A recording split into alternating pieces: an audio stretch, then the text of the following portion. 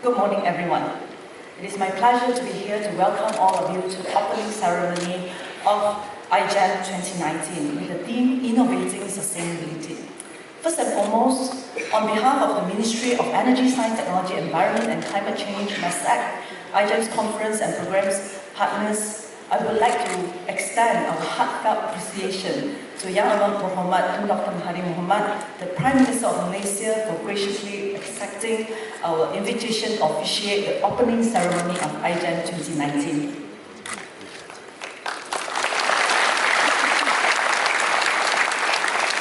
It is our honor and privilege to have you here with us today. I would also like to extend my sincere gratitude to Your Excellency, many of our corporate leaders here, and all the distinguished guests for joining us and being part of this milestone of installation as IGEM celebrates its 10th anniversary today. Of course, whenever you reach a milestone, you try to raise even higher targets for yourself. So IGEM this year, we aim to have 2.8 billion in business leads with the exhibiting booth of 350, and we expect about 35,000 visitors from over 35 countries during these 3 days. Can we achieve this? Yes, but not by working alone. Therefore, on behalf of mestecc, I wish to thank all the exhibitors, many of whom are returning exhibitors, some even for 10 years have become our exhibitors, and also our conference partners, program partners. Many of them are embassies, business of chambers, our sponsors, members of the media, visitors, and many others who have supported IGEM. I would also like to give special thanks to IGEM's strategic partner, MIDA, and business matching partner, Matrix, which organizes business matching, business networking, and investment sessions to achieve our 2.8 billion investment targets. I would like to encourage all of you here to take the opportunities to explore new ideas, new market, new business opportunity, and also new collaboration opportunities, whether it is between businesses or between business and academia or with non-profit organizations. I've always told our team in mestecc that when we organize IGEM, it is not about us showing off ourselves. It's about each of you who participate in it. How can we create value in your work? How can we create value in your work, whether it's in business, whether it is in policy making or not-for-profit environmental initiatives, or advancing certain conversations, for example, climate change conversations or academic pursuit, or perhaps just to see what can your organizations do in terms of green agenda. Ladies and gentlemen, Malaysia, in terms of climate change, Malaysia is one of the signatories of Paris Agreement. We have signed our Paris Agreement and give a national determined commitment of reducing our carbon emission intensity by 45% by 2030 relative to 2005 level. Carbon emission intensity is carbon emission per GDP growth. Out of this 45%, 35% is unconditional, 10% of which is conditional upon international support, for example, technical support, capacity building, or international financing. On this, I would like to draw an attention to one of the speeches that Tun has made during the recent United Nations General Assembly. I think this resonates a lot with us. Tun said this. He said that countries should spend their resources instead of combating each other. We should combat climate change. I would like to report today that Malaysia recorded 33% of carbon emission reduction emission intensity of the month. And we have 11 more years to go to reach our 45%. So I would say that we are at a very comfortable path towards achieving our target.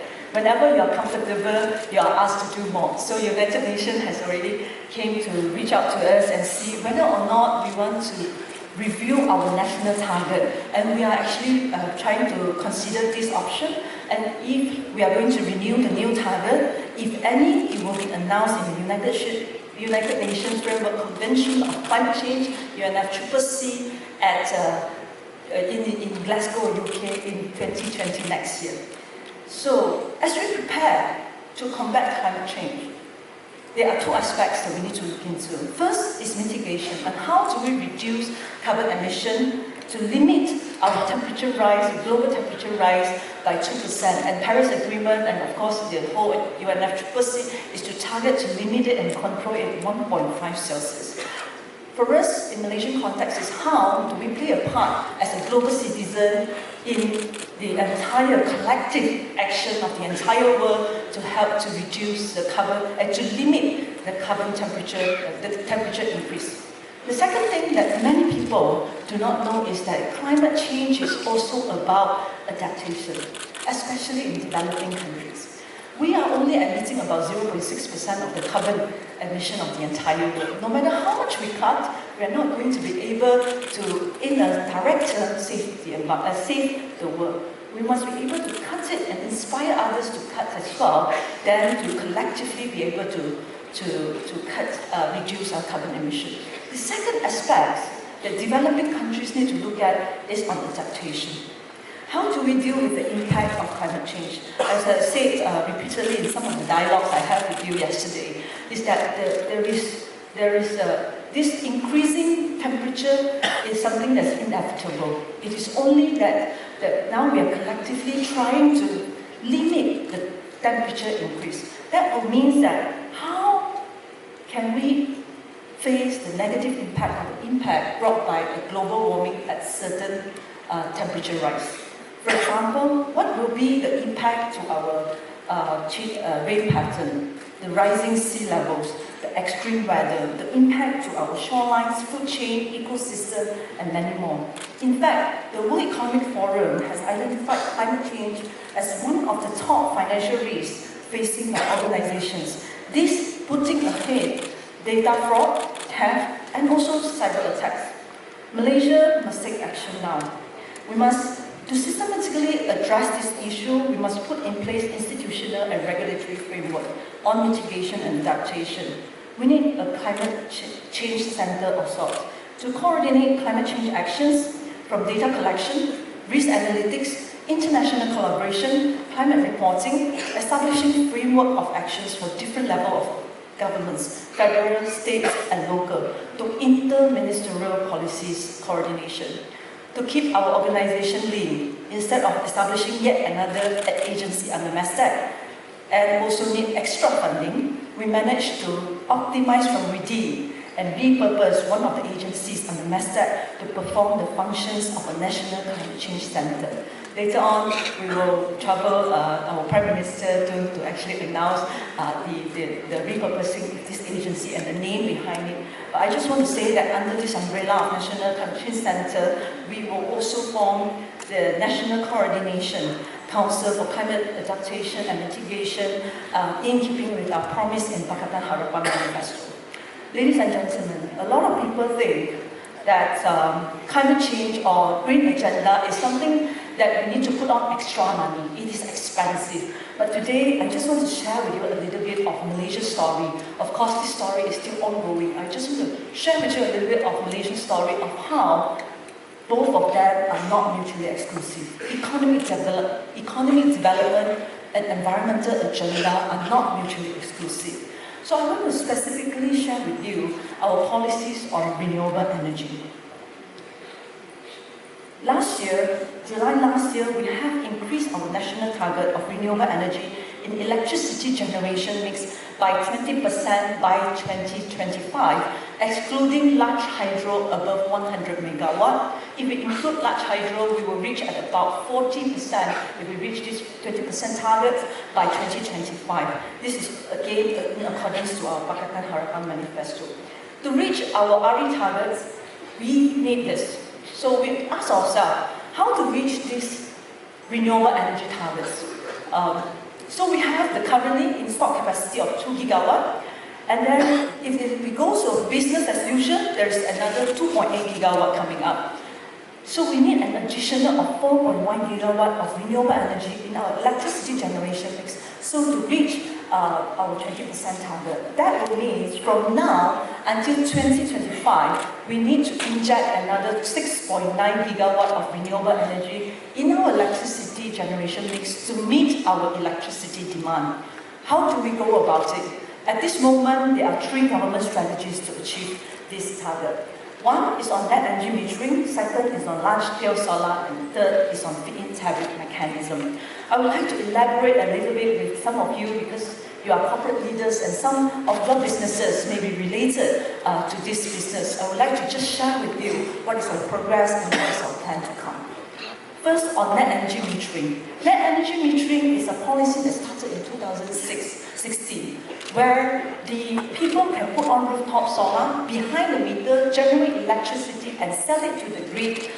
But from 2016 until 2018, what we see is that the take-up rate is very low, because for a reason that what you sell to the grid, to TNB, is a very low price because they are using low carbon, they are using a displacement cost at 30%. So it doesn't make economic sense for many people. The take-up rate was not very good. So for some of you here who were in IGEM last year, we announced a new net energy metering policy on a one-on-one offset basis. That means you sell and you buy at the same rate. This has made it a business case for many players, especially for the commercial and the industry. Coupled with our green investment tax allowance, where the government actually give tax allowance to capex expenditure in green, in solar spending, we actually see that the savings you can get from the electricity bill are very significant, and in 3 years' time, 2 to 5 years' time, you can actually get back the return of your investment in the capex of a solar. This is an example of how going green not necessarily hurt your pocket. This is an example where the government have policies and incentives that gives businesses and corporates a reason to go green.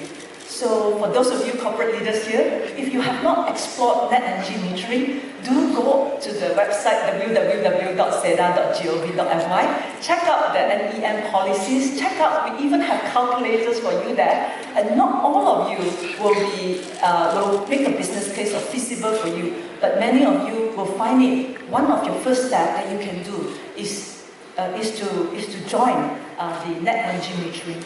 After we have announced the change of net energy metering, we call it NEM 2.0, and also we also announced last year in IGEM where we renew and improve our solar leasing policy.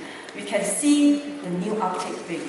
This shows for the past 3 years, from 2016 to 2018, the uptake rate for NEM is 3 times lower. Just in 9 months, from 1st of January, when the new policies come into place, until today, we have recorded 3 times of an approved NEM capacity take-up rate than what was achieved for the past 3 years on the previous 3 years. So this shows that something we are gaining, there are a lot of momentum that we gain from net energy metering, and we are also seeing that there are a lot of people that are still interested. Some are already in the tender. I'll just give you an example. I've just launched 3 months ago a 2.5 megawatt of big solar on the rooftop of one of the companies.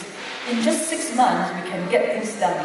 So we hope that many of you will participate in this net energy metering, and we heard that one of the factories are actually going up to 12 megawatt. So there is really very exciting a lot of innovations are happening in net energy metering areas. I hope that some of you here who are interested can really look into that. The second one that we go into is large-scale solar.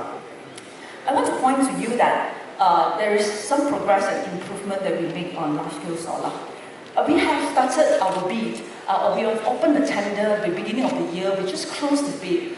And we have done the price ranking, and now Energy Commission is doing a technical evaluation. The winners will be announced end of the year. But if you look at the lowest bids for LSS3, large-scale solar round 3, you will see that on the price for the first 5 projects, which encompass 365 megawatt out of the 500 megawatt that we put out for tender, then you will see the price is lower than average gas generation cost. This is for the first time in the history of Malaysia, renewable energy is at a rate, a generation cost that is lower and cheaper than fossil fuel. I want to say that this is only the beginning. I want to say because that renewable energy is getting more mature, that it is not only making environmental sense that we do this. We are doing this because it makes economic sense for many of us. And for the country, we want a more diversified electricity mix. We want a more affordable electricity mix. So next year, we are still going to open up another round of large-scale solar to meet our targets. And this one, we will specifically, on the specifications of the tender, we will continue to make sure that it drives down the cost. For some of you, it may not be the good news because your margin is going to be thinner and thinner, but we will continue to make sure that there is a criteria in it to further drive down the price of large-scale solar, and at the same time also we will give special attention to state land and also unusable land such as mining ponds, etc. So it's going to be very exciting next year for our large-scale solar scene as well. Of course, we do not forget on feed-in tariff mechanism. I have talked so much on solar. For some of you who are not in solar scene, do not worry. We continue to give feed-in tariff mechanism under that is a premium that the government pays to give to renewable energy, non-solar renewable energy such as biogas, biomass, geothermal, mini hydro. That will give you a premium on buying your electricity through our Renewable Energy Fund that is funded by under the Renewable Energy Act. So we will continue to fund feed-in tariff mechanisms. On feed-in tariff, we also made some progress for the past 1 year. Past 1 year, we have looked into our past feed-in tariff. For some of you who are in the field, you know that our RE funds are limited. So what we do is this: we go into the projects previously and see what are the non-performing ones, and we managed to cancel 389 non-performing projects that saved us 2.16 billion ringgit, which we then open up another 160 megawatt of renewable energy for biogas, biomass, and mini hydro players. And also for the first time, in order for us to make sure that we have more quota on feed-in tariff to be given to other renewable energy types, we have started what we call the first time also in the history that we started e-bidding process. That you do competitive bidding on biogas. Last year we do for biogas. This year we do for biogas a second round and also on mini hydro. This is so that everyone can bid into that. We get the lowest cost. That means we have more quota that we can release. These are all the things that at this moment we are doing to encourage solar and other types of renewable energy in Malaysia. Monetarily, how much is this? By opening up our renewable energy sector, Security Commission has done a study because we have commissioned them to do a study on investment and also on green financing. They have found out that it will, from now until 2025, with 6.9 gigawatt of renewable energy, we will attract 33.25 billion ringgit of private investment. That is a lot of money. Alright, this is private investment, but we also want to give incentives so that you can invest. So these are our enablers, 20% renewable energy enablers. Security Commission has just finished the study and given the report to mestecc, 21 actions item for us to do. We are now in progress. Overall, what we want to do is to make sure that investors in renewable energy have two things. One is certainty in policy, second is transparency. But this one is what we have at this moment on the enablers, but we will continue to improve our process so that we will give you a peace of mind when you invest in renewable energy in Malaysia. At this moment, we have a couple of already ongoing, the one in yellow, GTFS, GITA and GITE, Green Technology Financing Scheme, we have Green Investment Tax Allowance, Green Income Tax Exemption. All of these are already existing, and I heard that there will be good news as well tomorrow budget, but let's wait for tomorrow. But as of now, GTFS is to give partial loan guarantee and interest subsidy for renewable energy and for green players. GITA, as I said just now, capex expenditure on green projects, green procurement are tax exempted, and also tax deduction. And also for people who are in green business, actually some of them get tax exemption from the government. Again, for more information, go to www.seda.gov.my. But later on, the green one is what we were going to launch in IGEM on green tariff and renewable energy certificates. We have our TNB chairman, Tan Sri Mogi, and also the CEO here. Later on, we will actually launch this in our messy conversation later at the same hall on green tariff and renewable energy certificates. One is green tariff and one is renewable energy certificates. And also renewable energy trading is later, it's after IGEM, we will launch it end of the year, and also beginning of the year, we will then be able to do RE trading. But overall, what is that? What is those things? So we are seeing a trend that companies want to reduce their carbon emission. We have many multinational companies want to reduce carbon emission, carbon footprint, but there are many inevitable emissions. So what do? We need an offset to this. Or we need to buy into green energy. So the green tariff is very straightforward.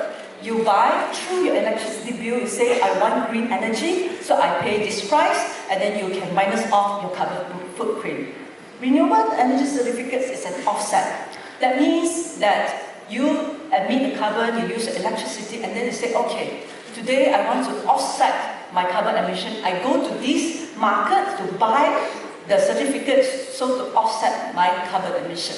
This one will be made available through our platform, where this will be voluntary, but we are seeing this as a trend among multinational companies who have committed to be renewable energy 100%, RE100 companies. That will make possible in Malaysia in a very immediate term.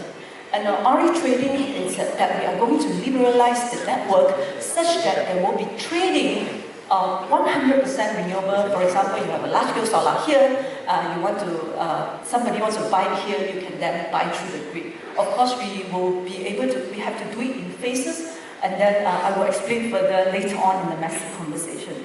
All in all, is that not only that we would like to see that there will be investment, not only that we want to make sure that there is an ecosystem for it, but also we are looking into enablers so that investors, so that industry players can be more certain in what they invest in Malaysia. Overall, we estimated that by 2025, green sector can generate more than 100,000 employment, 47,000 of which are manufacturing, and the other 47,000 are from engineering and construction and commissioning, and 47,000 from manufacturing. So this is, again, green from the government perspective. It's not only about cutting our carbon emission and meeting our Paris Agreement. It's really about that we want to generate a new growth area, a new jobs for our people in Malaysia. So from the perspective of for policymakers, of course, we are thinking that, do we replace just the solar, replace the fossil fuel jobs with the green jobs? It is not true. This chart tells us this, that jobs created per gigawatt hour of energy generated with solar and coal and natural gas. You can see that the difference per gigawatt hour of generation.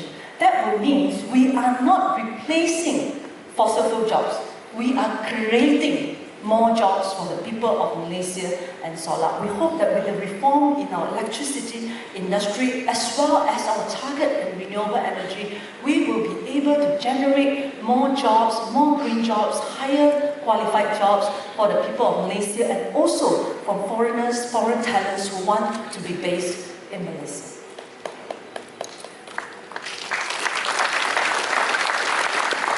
If you cannot remember everything I say because they are so full of numbers, I would like to bring home this, is that green industries is the new frontier of growth. That we should not see green agenda as a saving the world agenda only.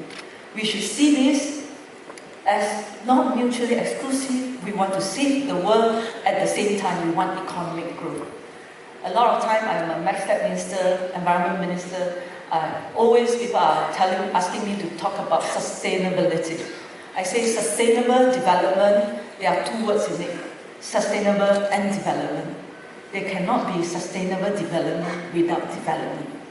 And as a developing country, we must focus very on the place where there will be development. And I see, and I'm very convinced. Last year, before I renew our agenda in net energy metering and solar leasing, I was theoretically convinced that green and economy are not mutually exclusive. After we see what happened in LSS, in our net energy metering, I'm now fully convinced that going green will also be good for business. It will be a new frontier for growth for Malaysia, creating more jobs, creating more investment for Malaysia and for our investors. And as the world faces with crisis, many of you are not in renewable energy, and I don't have time to go into energy efficiency or waste management. But it is the same philosophy or the same perspective I want to leave it with you, is that a lot of us say that this is a crisis faced by human beings, climate change, waste. This crisis in Chinese crisis is called 危机. Wei is danger, but ji is opportunity. So the questions to us in Malaysia is always, how do we turn crisis into opportunity to grow for Malaysia? And Malaysia aspire to be a renewable energy leaders in the region. We aspire to be a green hub, green economy hub and green financing hub in the region. And this is our first step. And whatever I tell you today, I think it's only the beginning. Next year, we hope to give you better report cards, more inspiring stories, and we really hope that the government cannot do it alone. We really hope that all of us will come together and make the agenda together with us, and that we will inspire the world to do better for the world. With that, I really want to thank you, and I'm sorry for taking your time, but I really hope that the next 1.5 days more, that you can spend more time speaking to people, speaking to our mestecc staff, and see what we can do together in order to make Malaysia a green country, a Malaysia of a green sector oriented country, that it will be a new beginning, a new milestone, a new progress for all of us. With that, I will thank you and I wish you all the best. Thank you.